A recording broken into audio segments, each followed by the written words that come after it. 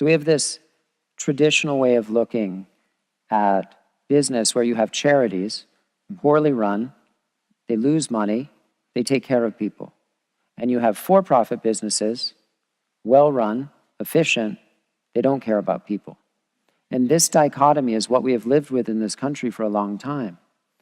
So Locol is based on the idea that there's no reason to separate them, that you can have a profitable business that's also compassionate, that cares for people, that the two things do not have to be at odds. And I think it's greedy and it's lazy. You know, one, you will make more money not caring about people. This is true, if you do it well. And two, the people who can do it don't, because it's a lot of work. You have to rebuild all of your systems from the ground up, and everything that probably you think about a lot, I think about a lot. Because as we grow, where's all our stuff come from, right? And so even from before we open, we're thinking about all these things. But I think there's a lot of language around food that's really loaded in our country, and one is healthy, you know, and you know, a lot of people in my industry, and especially, let's just say in the more kind of top tier of my industry, where we feed rich people, we think about the animals. Do they get massages?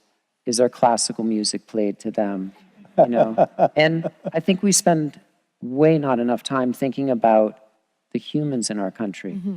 So I think I would rather serve real food that maybe is not 100% organic at a price that people can afford to people who are literally starving than hold out for some future where we'll be able to feed everyone organics. I think that there is such deep cultural bias embedded within how we look at food, because it really comes down to, like, food is like, it's love, how you care for people. Like when you feed people, what you feed them says everything about how you care about them and how you value them, right? So within how we talk about what we make and how we carry through on that is everything about how we look at our country and the people around us. And so what we say is real food, which means raw product comes in, we make it into food, and we don't have a big, we've been called healthy, and I guess we're healthier than food that's full of chemicals, but at the same time, we don't really want to go down that road too much. What we want to do is provide food that we would feed our families. And that's kind of the way that I would think about it. Like, I would bring my family to Locol and feed them. I would eat it myself.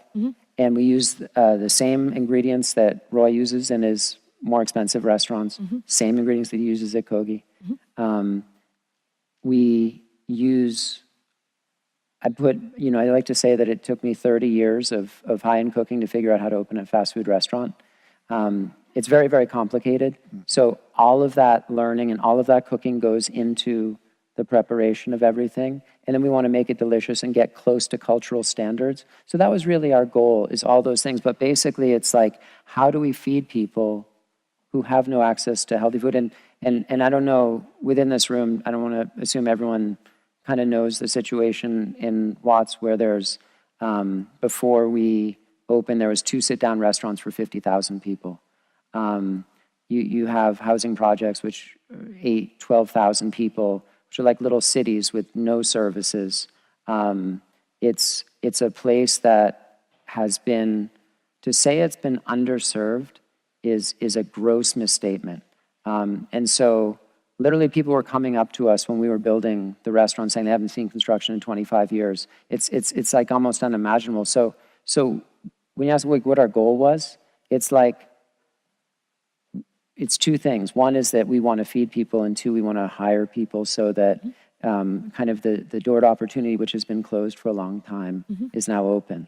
And so those are the 2 things that we kind of set out within the context. And the more that we cooked, the more we create a vocation rather than just button pushing of what a fast food restaurant does.